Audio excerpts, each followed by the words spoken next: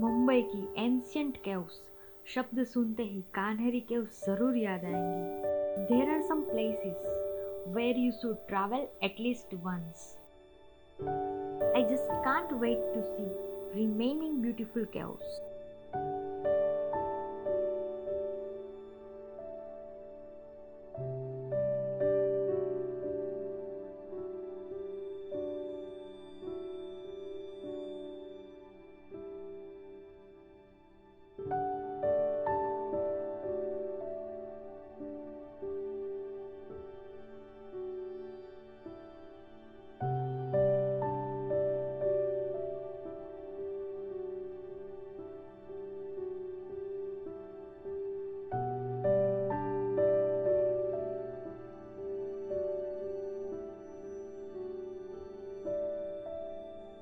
यहाँ पे एक शिलालेख है जो ब्राह्मी भाषा में लिखा हुआ है। हजारों सालों पहले बिना किसी मॉडर्न इक्विपमेंट के अपने हाथों से बनाई गई ये कलाकृतियाँ काबिले तारीफ है। पोर्च में दोनों साइड मूर्ति कला की उत्कृष्ट कृतियाँ की गई है। केव के अंदर बड़ा रूम है और 2 छोटे छोटे सेल है।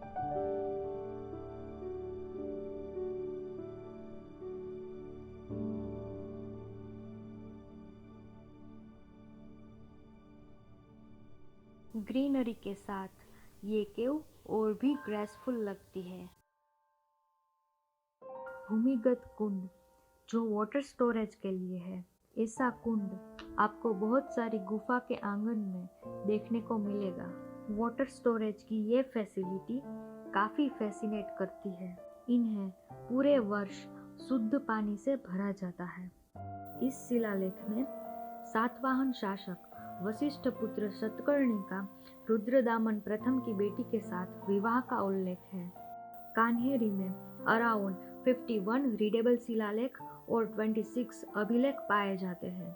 शिलालेख की लिपि ब्राह्मी, देवनागरी और पहलवी में पाए जाते हैं।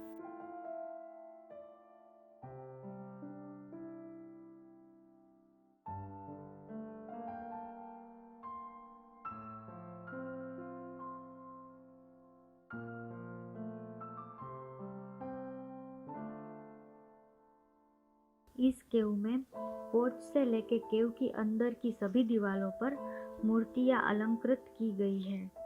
इस दीवार पर भगवान बुद्ध के साथ स्तूप भी तराशे गए हैं। भगवान बुद्ध कमल के सिंहासन पर खड़े हैं।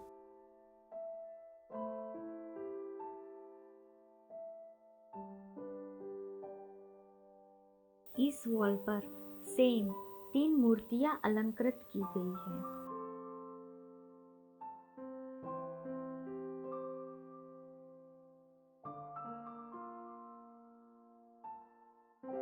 और सामने की दीवार पर कमल के सिंहासन पर विराजे हुए बुद्ध भगवान नजर आएंगे।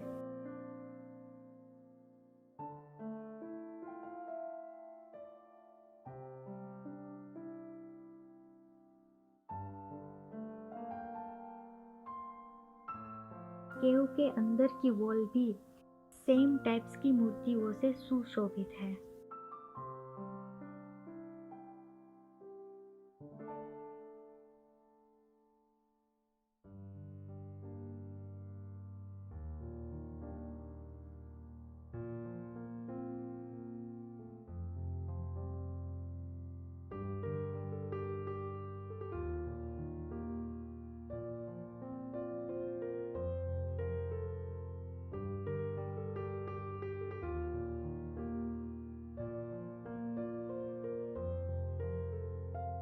पीछे की वॉल पर एक विशाल सिंहासन बनाया है। वॉल पर कुछ कुछ आकृतियां नजर आ रही है और दोनों साइड सेवक खड़े हैं। वो समय में सिंहासन पर बौद्ध धर्म के अनुयायी बैठते होंगे और उपदेश देते होंगे।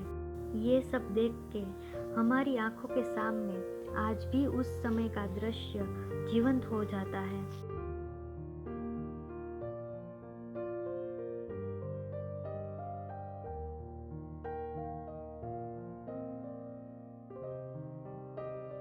यहाँ आर्किटेक्चर एंड स्कल्पचर कुछ अलग ही है।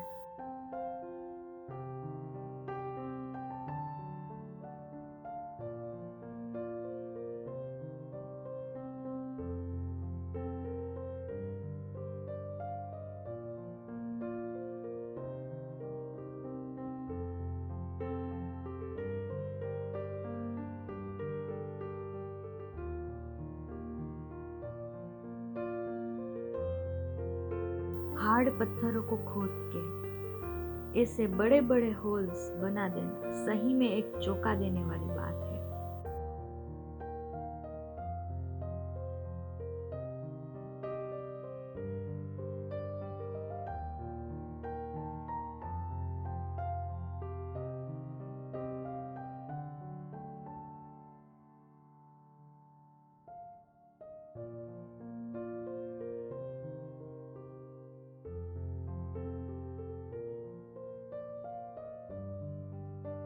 इस वॉल पर सिंहासन के नीचे कई सारे अनुयायी आकृत किए गए हैं और सिंहासन पर बुद्ध बैठे हुए हैं। दोनों साइड परिचारक खड़े हैं और बाजू में अवलोकितेश्वर भी है। इसमें कोई प्रसंग को काफी अच्छी तरह से वर्णन किया गया है जिसके बारे में अभी कोई इंफॉर्मेशन अवेलेबल नहीं है।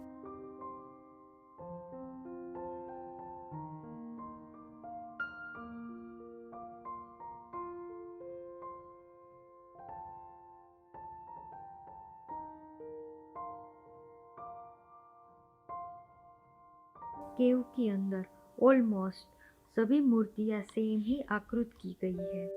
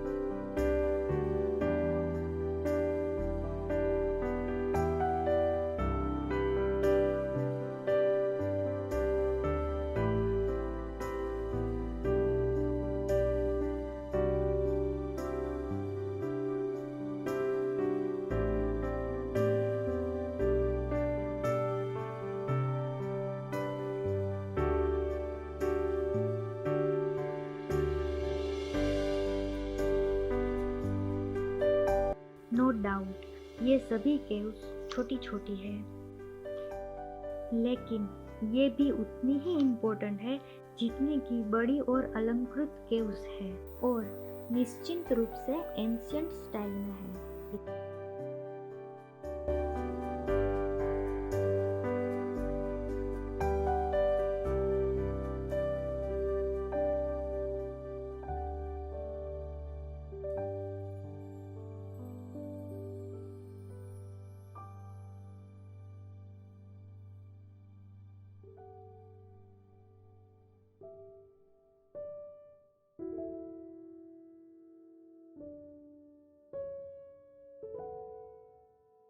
ये केव्स बुद्ध धर्म के अनुयायियों का निवास स्थान था।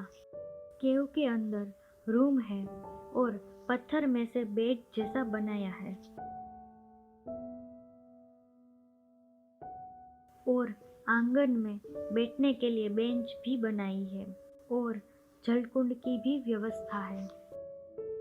यहाँ पे छोटा सिंहासन जैसा बनाया है।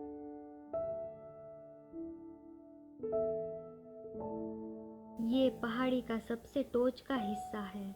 यहाँ पे बौद्ध मॉन्क्स के देह त्यागने के बाद की अंतिम क्रिया की जाती थी और उसके अवशेषों को डगोबा में स्थापित किया जाता था।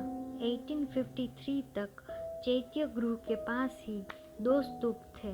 एक पत्थर का बना था। इसकी खुदाई जब की गई तो अंदर से दो तांबे के भस्म युक्त कलश मिले जो शायद किसी मोम के अवशेष होंगे, और एक छोटी सी सोने की डिब्बी में कपड़े का एक टुकड़ा, एक चांदी की डिब्बी, माणिक, मोती, सोने का टुकड़ा और दो ताम्रपत्र मिले।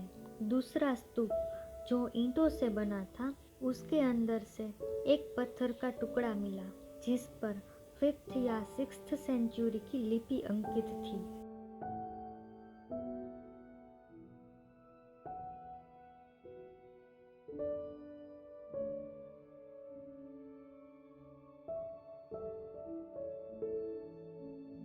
ये केव अंदर से जर्जरित हो चुकी है।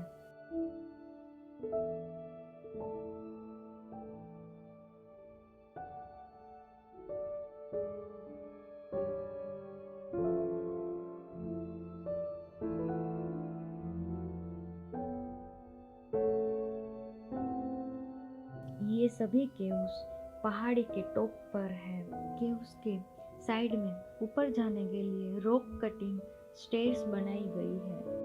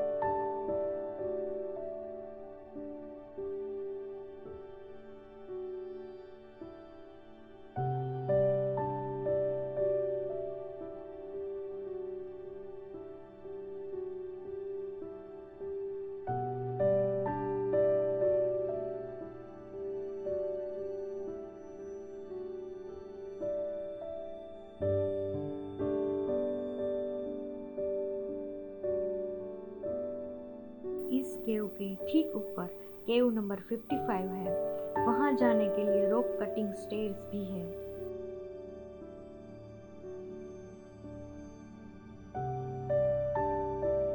यहाँ पर ज्यादातर छोटी छोटी केव्स हैं, बट आर्किटेक्चर वाइज यूनी इम्पोर्टेंट है।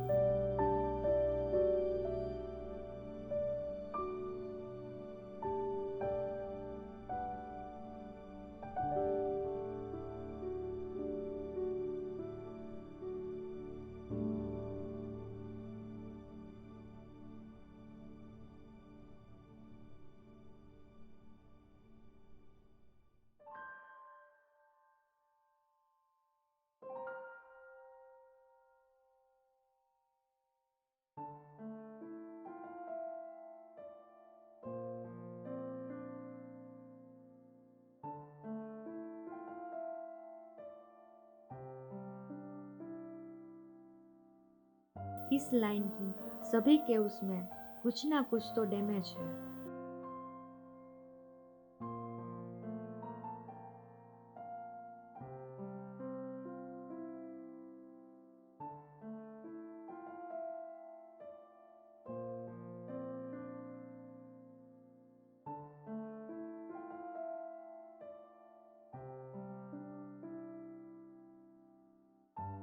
ये केव बहुत बुरी तरह से जीर्ण हो गई है।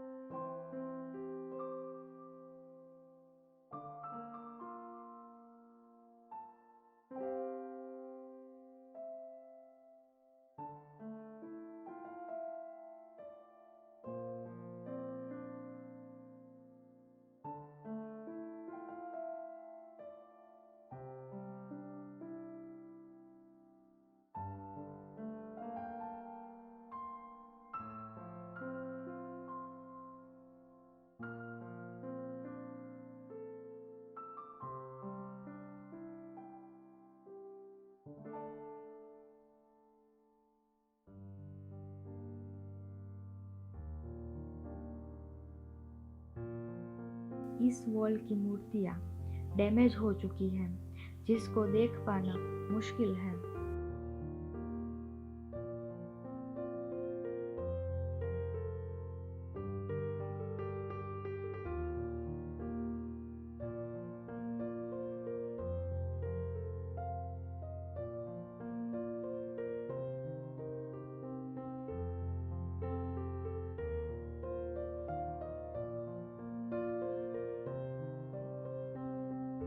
यहाँ पे बीच में दो बड़ी बड़ी भगवान बुद्ध की मूर्ति है, जिसके ऊपर उत्कृष्ट नक्काशी की गई है।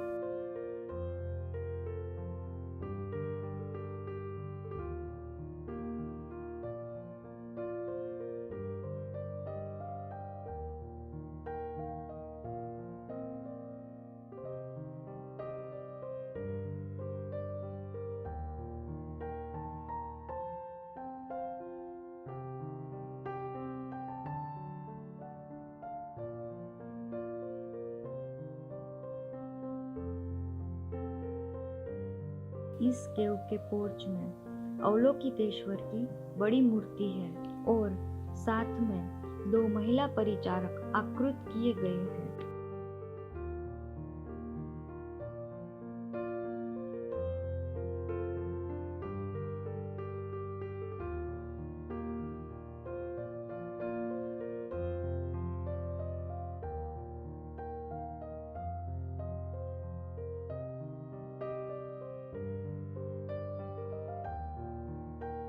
यहाँ पे भगवान बुद्ध के सिंहासन के नीचे बंदर भी आकृत किए गए हैं।